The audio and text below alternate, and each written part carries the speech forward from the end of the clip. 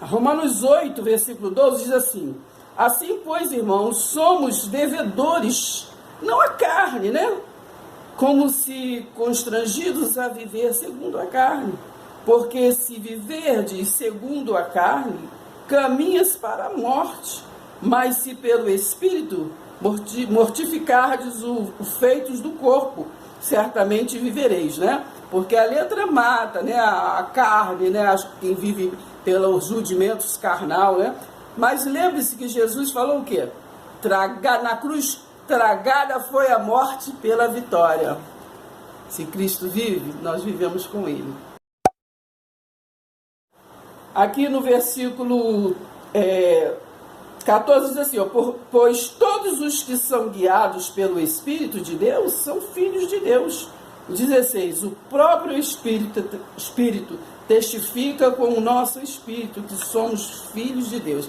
Menino, você não é mais ovelha, não. As ovelhas foram apenas uma metáfora, né? Entendeu? No tempo de Jesus de Nazaré, entendeu? Presta atenção, hein?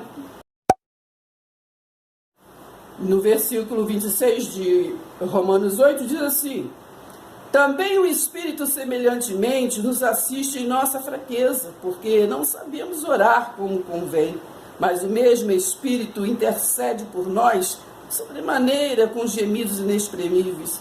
E aquele que sonda os corações, né? Ele é onisciente, onipresente, onipotente, não é verdade? O qual é a mente do Espírito, porque segundo a vontade de Deus é que ele intercede pelos santos, pelos separados por nós, não é verdade? Sabemos que todas as coisas cooperam para o bem daqueles que amam a Deus, daqueles que são chamados segundo o seu propósito, né? Nós fomos chamados não a um propósito de religiosidade, de rituais, de tradição, de costumes, de nação, de cultura, não é verdade? Mas nós fomos chamados para este reino espiritual. Então, com ousadia falamos.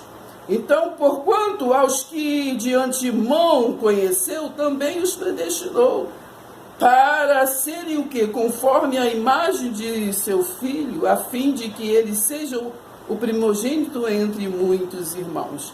E aos que predestinou, a esses também chamou, e aos que chamou, a esses também justificou, e aos que justificou, a esses também o quê? Glorificou. E esta palavra do reino, né, foi pregada a toda a criatura. Está escrito aqui no versículo 6 de Romanos 9. E não pensemos que a palavra de Deus haja falhado, porque nem todos os de Israel são de fato israelita, nem por serem o que? Descendente de Abraão, né? São todos seus filhos, mas em Isaque será o que? Chamada a sua descendência, porque são filhos que da promessa. Mas a gente tem que entender a hermenêutica, qual é a promessa, não é a promessa disso ou daquele outro. A promessa em Abraão foi que da descendência de Abraão viria o quê? Viria o quê? Jesus veio da descendência de Abraão, ele foi a promessa. João 3,16, Deus amou o mundo de tal maneira que deu o seu filho. Essa foi a promessa e foi cumprida na cruz, tá bom? Quando alguém buscar, perguntar, questionar sobre essa autoridade espiritual que você tem, você vai lá em Filipenses 3, no versículo 12, diz assim, ó: não que eu o tenha já recebido, ou tenha já obtido a perfeição, mas prossigo para conquistar aquilo, para o que também fui conquistado por Cristo Jesus. Irmãos, quanto a mim, não julgo havê-lo alcançado, mas uma coisa eu faço, esquecendo-me das coisas que para trás ficam, né, e avançando para as que diante de mim estão. Prossigo para o alvo, para o prêmio da soberana vocação de Deus, né, em Cristo Jesus. Então, o reino de Deus, de Cristo, é espiritual. Mas quem quer ficar em, né, religião, nós não podemos estar questionando, apenas convidamos a olhar um pouquinho mais para a graça e para o conhecimento, para avançar, prosseguir para a soberana vocação, não de status, né? Não de vaidade, não de estatutos humanos, terreno, né? Não de bandeiras aí diversas, mas, enfim, olhar para o único e suficiente Redentor. Daí no versículo 15 de Filipenses 3 está escrito: todos, pois, que somos, né, que estamos nos aperfeiçoando, tenhamos este sentimento. E se porventura pensas de outro modo, também isto Deus vos esclarecerá, né? Então, nesta aliança da graça não tem contenda, né? Não tem questionamento. Se ainda não alcançou, né? Peça a Deus sabedoria, né? Peça a Deus sabedoria. Porque no 16 diz assim: todavia andemos de acordo com o que já alcançamos. Se você só consegue assimilar Malaquias 3:10, se você consegue só chegar até Malaquias 3:10, que foi ali, né, uma última advertência para aquele povo rebelde de Israel, né? Então assim, não tem o que fazer, né? Apenas nós nos aconselharmos a estar buscando um pouco mais de conhecimento, porque é o conhecimento que nos aproxima, né, deste reino espiritual. Lembra-se que lá em Mateus 7:22, né, ali o religiosidade diz, né, eu fiz maravilha no seu nome, eu fiz isso, curei, fiz isso no seu nome. Mas no 23, o que Jesus disse? Apartai-vos de mim, eu não vos conheço. Então, não é a religiosidade, não é o sacrifício, não é a obra humana, né, a terrena, não é verdade? Que a obra de Deus já foi cumprida na cruz. Então, nós não precisamos ajudar Deus. Nós não ganhamos almas, porque todas as almas já é de Jesus, né? Foi Ele que deu vida e abundância na cruz. Então, que nós viemos a buscar conhecimento. Conhecereis a verdade, e a verdade vos libertará. Aí sim, você terá um culto racional, né?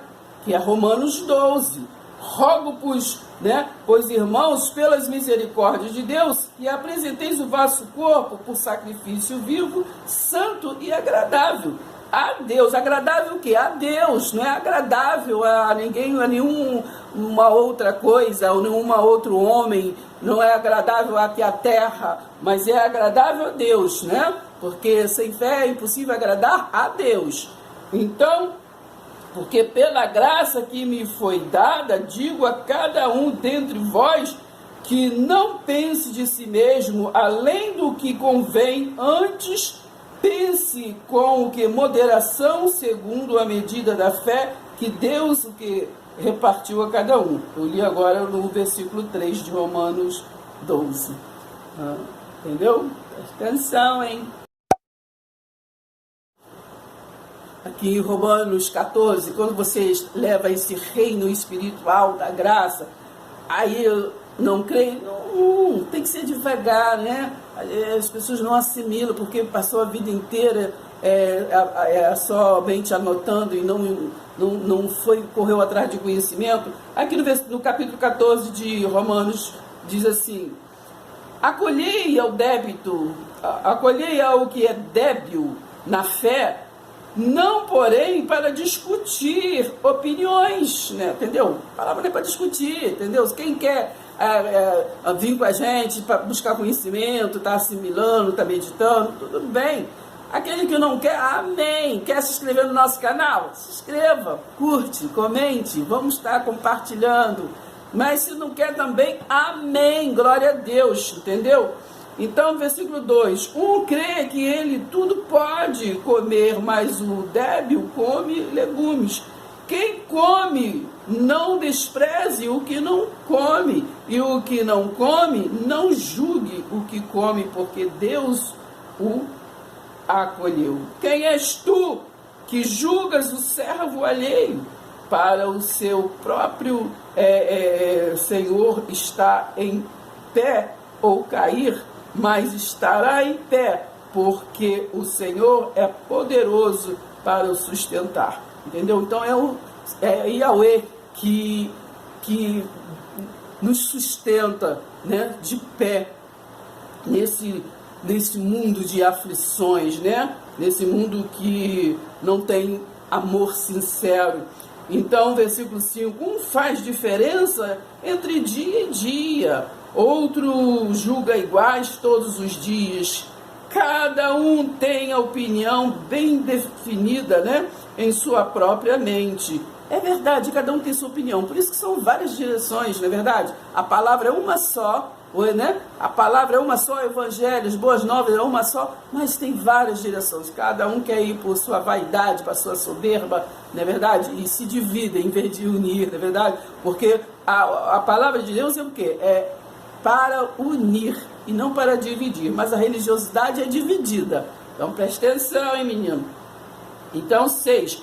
Quem distingue entre dia e dia para o Senhor, o faz. E quem come para o Senhor, come porque dá graças a Deus. E quem não come para o Senhor, não come e dá graças a Deus, porque nenhum de nós vive para si mesmo, nem morte para si mesmo.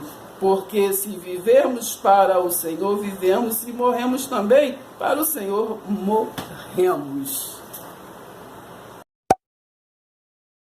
Para nós concluirmos essa visão, 1 Coríntios 13, né?